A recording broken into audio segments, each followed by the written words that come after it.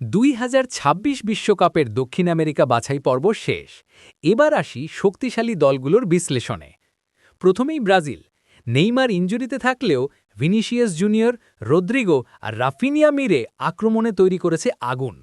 ব্রাজিলের শক্তি হল ওদের আক্রমণ ভাগ, কিন্তু মিডফিল্ডে এখনও স্থিরতা খুঁজছে। দ্বিতীয়ত আর্জেন্টিনা। লিওনেল মেসির শেষ বাছাই পর্ব। আর কি দুর্দান্ত খেলল আলবি সেলেস্তে! এমিলিয়ানো মার্টিনেজের দুর্দান্ত সেভ, ডি মারিয়ার অভিজ্ঞতা আর লাউতারো মার্টিনেজের ধারাবাহিক গোল আর্জেন্টিনাকে দিয়েছে বাছাইয়ে আধিপত্য। ওদের সবচেয়ে বড় শক্তি হল একটি ঐক্যবদ্ধ দল। এবার উরুগুয়ে। ডারউইন নুনেজ দুর্দান্ত ফর্মে, ফেদেরিকো ভালভার্দে ও ম্যানুয়েল উগার্তের মতো মিডফিল্ডাররা তৈরি করেছে ভারসাম্য। লুইস সুয়ারিজ হয়তো শেষ সময়টা কাটাচ্ছেন, কিন্তু দলটা ভবিষ্যতের জন্য বেশ শক্তিশালী। কলম্বিয়াকেও হালকাভাবে নেওয়া যাবে না।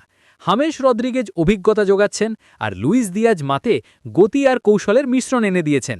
ডিফেন্সও আগের থেকে অনেক বেশি সলিড। শেষে চিলি। তাদের গোল্ডেন জেনারেশনের বিদায় ঘটলেও নতুন প্রজন্ম ধীরে ধীরে ছন্দ খুঁজছে। অ্যালেক্সিস স্যাঞ্চেজের অভিজ্ঞতা আর বেন ব্রেরেটনের উপস্থিতি এখনও তাদের প্রতিপক্ষকে চাপে রাখছে। সব মিলিয়ে বলা যায়, দক্ষিণ আমেরিকা এবারও বিশ্বকাপে আনবে অগ্নিপরীক্ষা। ব্রাজিল আর আর্জেন্টিনা হট ফেভারিট, কিন্তু উরুগুয়ে আর কলম্বিয়াও চমক দিতে পারে।